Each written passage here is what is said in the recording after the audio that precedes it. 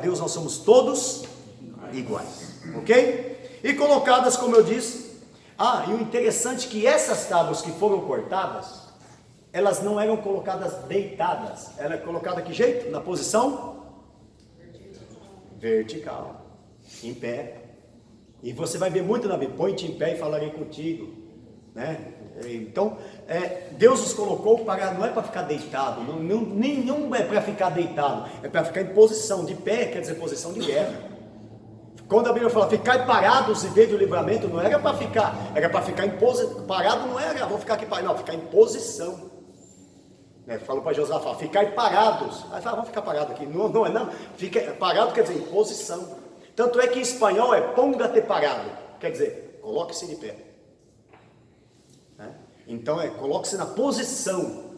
E as tábuas eram colocadas na posição vertical, ok? Certo? E elas eram revestidas do quê? Lembra?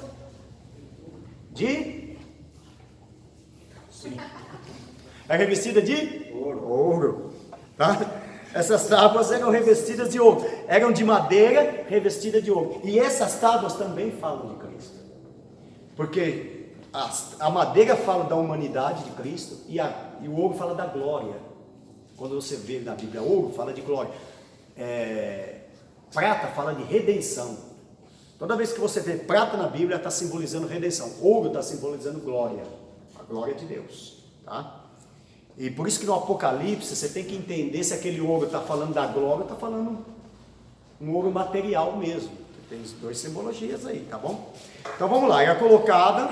E o deserto, o que aconteceu? O deserto é um lugar que você não podia colocar essa tábua, ia ficar irregular. Então ela tinha que ser colocada em cima de uma base. E do que era feita essa base? De prata. A base era de prata e as tábuas eram colocadas em cima desta base.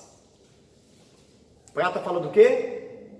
Redenção. No que está firmada a nossa salvação? Na redenção. E essa redenção, quem nos redimiu? Cristo. Cristo nos redimiu. Ou seja, Cristo nos separou do mundo. Cristo nos redimiu e separou para si um povo seu, escolhido e zeloso de boas obras. A terra simboliza o mundo. Ok? Simboliza o mundo. Então, essa base de prata, ou seja, está dividindo, está separando nós que somos essas tábuas do mundo. Tudo tem uma simbologia. Você já notou que tudo tem uma simbologia? Então está separando a gente do mundo. E quando eu falo de mundo, irmão, você tem que tomar cuidado. Nós vamos estudar, eu já falei isso aqui em alguns lugares. Nós vamos estudar, e muito isso para frente, os sentidos das palavras, amor. Quando você ouvir a palavra amor, você tem que saber que amor é aquele que está se referindo ali. Quando você ouve a palavra mundo, você tem que se referir que tipo de mundo está se referindo. Nunca você pode pegar aquela palavra no pé da letra sem conhecer o contexto daquela palavra. Tá? Por exemplo, no grego, principalmente no grego, existem 4 tipos de mundo. Primeiro tipo de mundo. Vamos lá? Vamos conhecer os 4 tipos de mundo da Bíblia? Quem já sabe só vai relembrar, né? Quem sabe relembra, tá? Primeiro tipo de mundo na Bíblia.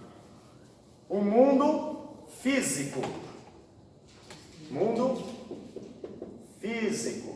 Ok? Onde está? Do Senhor e a terra, Salmos. Do Senhor e a terra, a sua plenitude. O mundo, que mundo está falando? Árvores, cachoeiras, montanhas. O mundo físico e os que nele habitam, do Senhor e a terra.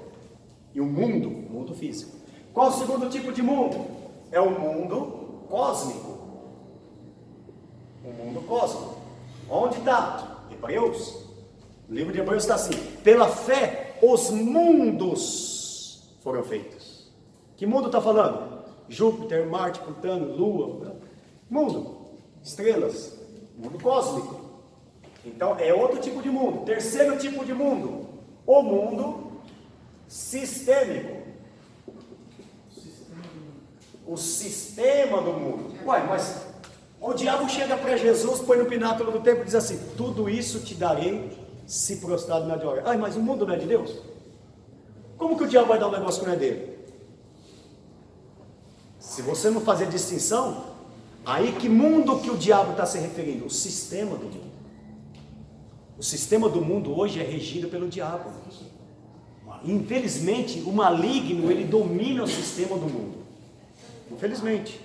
Por isso que a Bíblia diz assim: não ameis o mundo e nem o que no mundo há. Ele está falando do sistema do mundo. Porque aquele que ama o sistema do mundo, que ama o mundo, o amor do Pai não está. Aí tem outro tipo de mundo. Qual é o outro tipo de mundo?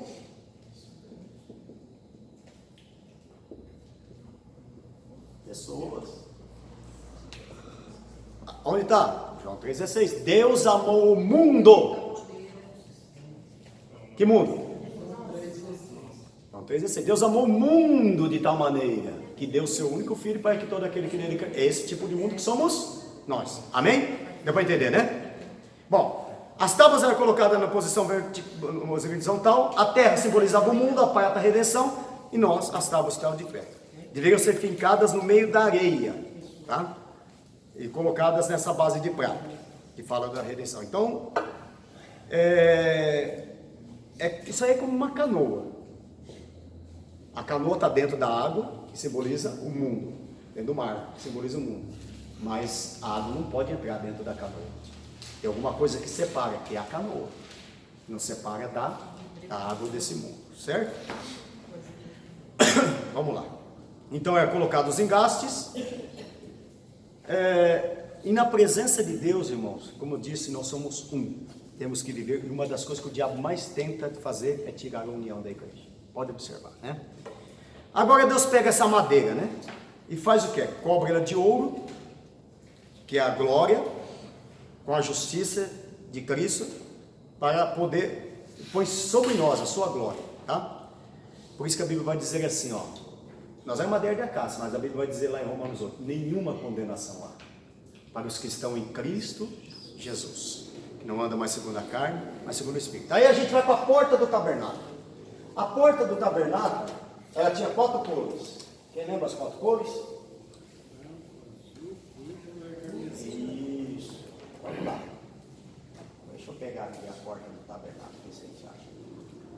A porta do tabernáculo tinha 4 cores. Deixa eu ver se eu acho uma porta do tabernáculo. Mas, vamos lá. Que cor que era? Branca, azul, púrpura e carmesim. Branca, azul. Está perdido, tá? Está perdido. Branco. Branco simboliza o quê? Pureza. Certo? Deus mandou colocar essas 4 cores. Tanto na porta, como no Santo dos Santos e como no véu do templo. Branco, simbolizando a pureza. Certo? Simbolizando a pureza, simbolizando o púrpura. O que simbolizava o púrpura? Sangue. Tudo remete para Cristo, né? Cristo é o ser mais puro que já existiu nessa terra. A púrpura simbolizando o sangue que foi. Lembra do sangue colocado na porta, o sangue que foi derramado na cruz do Calvário, o sangue de Jesus. Carmesim. Perdão. A púrpura é realeza. Eu fui no embalo de vocês. Carmesim é o sangue. A púrpura, realeza. Ou seja, o sangue, carmesim. Né? E a púrpura, por exemplo, naquela época eles usavam aproximadamente 200 mil molúsculos para fazer uma capa. Para poder fazer uma capa, para ela ficar da cor púrpura. E aquilo ficava uma cor viva, um vermelho vivo. E por isso que quando fala assim que aquela passagem do rico e Lázaro, que fala que ele vestia-se de púrpura e de linho finíssimo, só quem fazia parte da linhagem real podia usar púrpura. No tempo de Jesus, ninguém mais podia usar púrpura, a não ser aquele que fizesse parte da linhagem real. E linho finíssimo, que era trazido da Grécia, também só quem tinha muito dinheiro para ter. Por isso quando a Bíblia vai dizer que o rico vestia-se de púrpura, primeiro, fazia parte da linhagem real. E linho finíssimo, era rico mesmo. Você entendeu? Então era um homem importante na época, né? Um homem importante. Carmesim, então, a púrpura falando da realeza, E o carmesim falando do sangue. E a outra cor, qual que é? Azul, falando do quê? Aí tá fácil demais, né? Você perguntar para uma criança que cor que é o céu, ela vai dizer azul. Apesar que o céu não é azul, mas você enxerga ele azul, né? Sabia que o céu não é azul, né? Mas a gente enxerga ele, os nossos olhos fazem a gente enxergar o céu da cor azul, ok? Então aí tá fácil, né? As 4 cores. A cobertura. Vamos lá para a cobertura do tabernáculo? É importante a gente descobrir isso. Tudo remete para Cristo, não é? Do que era coberto o tabernáculo? Primeira cobertura era o que? Linho fino, certo? Linho fino fala do que? Da natureza de Cristo. Depois, linho fino. Depois, é por dentro, né? Por dentro. Pele do que? De cabra. Lã de carneiro. Lã de carneiro, né? E depois de cabra, né? Pele de cabra. Lã de carneiro e pele de cabra. Ok? E a última cobertura de cima? Pele de texugo. Pele de texugo. O que era o texugo? Ninguém sabe ao certo o que é o texugo. Mas o que mais se aproxima é que era um animal marinho. Não. Era uma pele de um animal marinho. É o que mais é impermeável. Isso. Impermeável. Então, e alguns acreditam que era golfinhos, tá? É o que mais se aproxima também. Primeiro que é um animal marinho, ou falam de outro animal, você vai ver historiador falando, mas o que mais se aproxima é o animal marinho. Oi? E mas pode ser que seja um golfinho. Só que era uma pele que não tinha parecer. Era uma pele que não tinha formosura. Lembra alguma coisa isso? Lembra? Jesus, quando veio à Terra, ele era 100% Deus e 100% homem. Fato. 100% Deus. Mas como sendo 100% Deus, ele não utilizou o seu poder de Deus. Tá? Não é porque ele era 100% Deus que ele usou o poder que ele tinha de Deus. Ele operou os milagres através do quê? Não, através o Espírito Santo está sobre mim e me ungiu. Então todo o poder que Jesus operava, ele operava através do Espírito Santo. Porque a Bíblia diz que ele despiu-se da sua glória. Ou seja, a sua glória, o seu poder ele deixou. Agora ele era homem. Ele não deixou de ser Deus. Tem gente que fala, não, Jesus não era 100% Deus. Ele não tem como ele deixar de ser 100% Deus. Ele só não utilizou o poder que ele tinha como Deus, mas ele era 100% Deus. Ele operava através do Espírito Santo. Todo milagre que ele fazia através do Espírito Santo. O Espírito Santo me ungiu para quê? Para dar vista aos cegos, para pôr em liberdade os oprimidos, para libertar os cativos. O Espírito Santo me ungiu. Né? Então,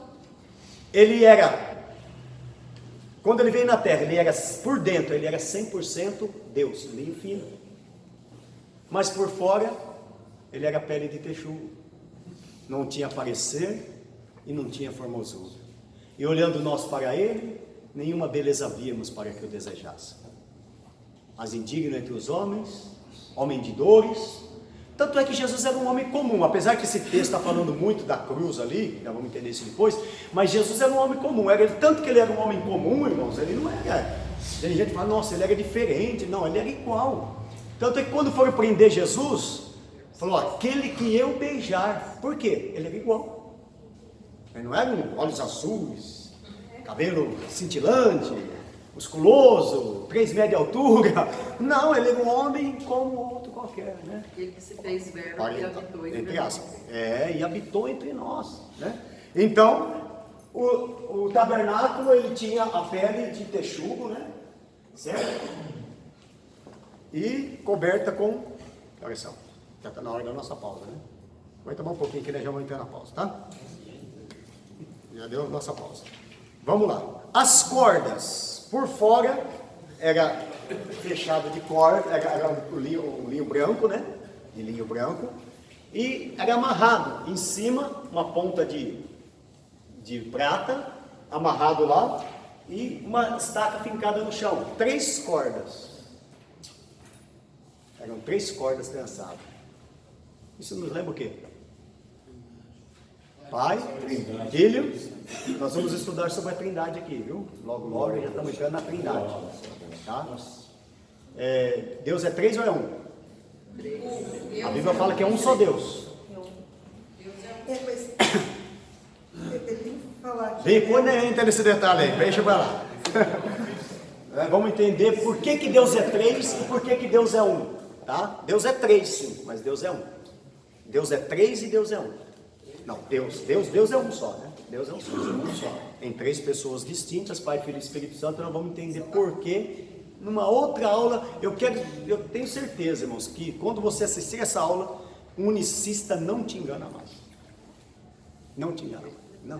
Você vai falar com toda certeza e convicção que Deus são 3 pessoas distintas em um só Deus. Uma só. Tá? São 3 pessoas em um só Deus. Eu tenho certeza que a hora que você assistir essa aula, vai clarear de uma tal maneira que você nunca mais vai ter dúvida. Se existe 3, um Deus com 3 cabeças, como diz por aí, né? Um Deus com 3 cabeças agora, porque vocês falam que nós servimos um Deus com 3 cabeças. E nós vamos entender claramente isso aí, tá bom? Amém? Bom, vamos lá, o tabernáculo, todo mundo sabe que se dividia, nós já vamos tomar um café. Dividir em 3 partes. Quantas partes? 3 partes. Qual é as partes? Pra gente tomar um café. Primeiro, pátio, né? Ou átrio, ok? Corta aqui. Depois, lugar santo. E depois o lugar santíssimo, o santo dos santos.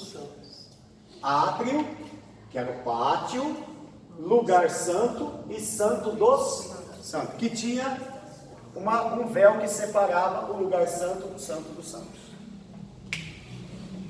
Como a Bíblia ela é profunda, é gloriosa. Quer ver como ela é tremenda, irmãos? Isso é lindo demais. Quer ver? Bom, vamos lá. Já nós vamos entrar nas partes aí, tá?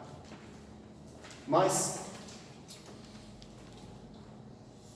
Deus, quando Ele fez o tabernáculo, criou o tabernáculo, Ele estava, onde estavam as tribos? Divididas as tribos, aqui ó, você viu aqui, né? O tabernáculo no meio, tá? E as tribos norte, sul, leste e oeste, como elas eram divididas, tá? Não vou entrar nesses detalhes aí, porque você procura lá ou pega para não perder tempo, tá bom? Como eram divididas, mas está aqui, você pode ver lá depois, para a gente não perder tempo. Tá, elas eram divididas, então o tabernáculo estava no meio, Deus estava ao redor do povo. Guarda isso. Deus estava ao redor do povo. A primeira presença de Deus, falando da presença de Deus, porque Deus ele queria, lembra que eu falei para vocês que Adão, ele lá no jardim do Éden, ele perdeu a presença, ele ouvia a voz de Deus e ficava com medo, ele tinha medo da voz de Deus. Deus precisou se distanciar de Adão, por causa do pecado. Aí Deus queria recuperar, queria voltar a ter essa comunhão com o ser humano, voltar a falar com o ser humano. Por isso que uma guerra grande é oração, é ou não é? Conto de aniversário do tempo,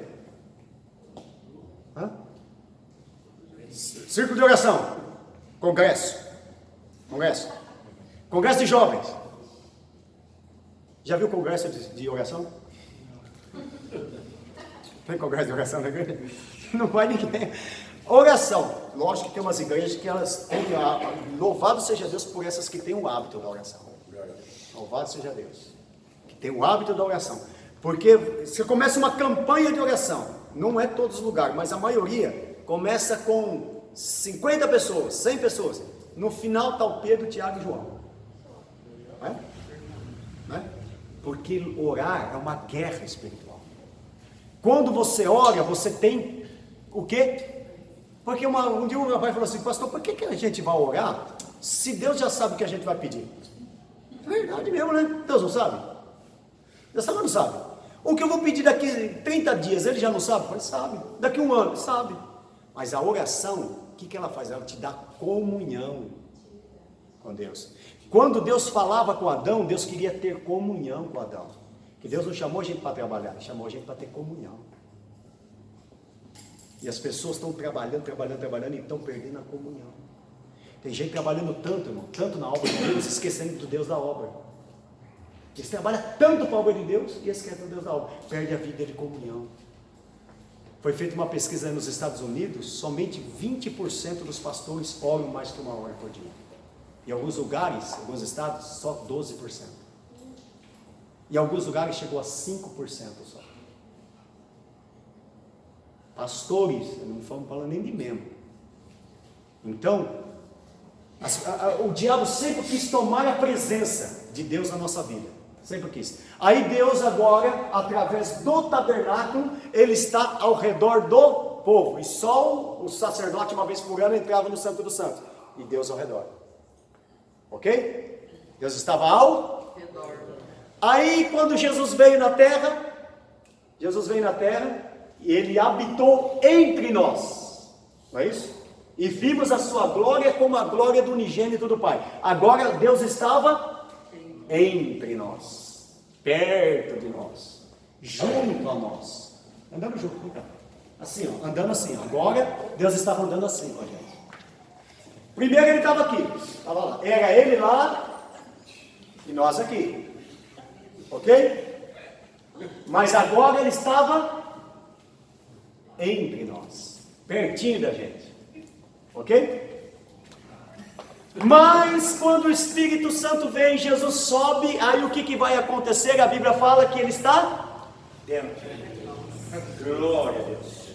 Era tudo Deus querendo restaurar aquilo que foi perdido lá no Éden. O homem se distanciou de Deus, precisou pôr 2 anjos para não entrar, e o homem se afastou, corria, ouvia a voz de Deus e corria, e Deus está dizendo, volta para mim, volta.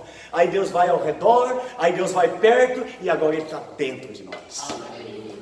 Nunca perca isso, Ele está dentro de você. Amém? Vamos tomar um café.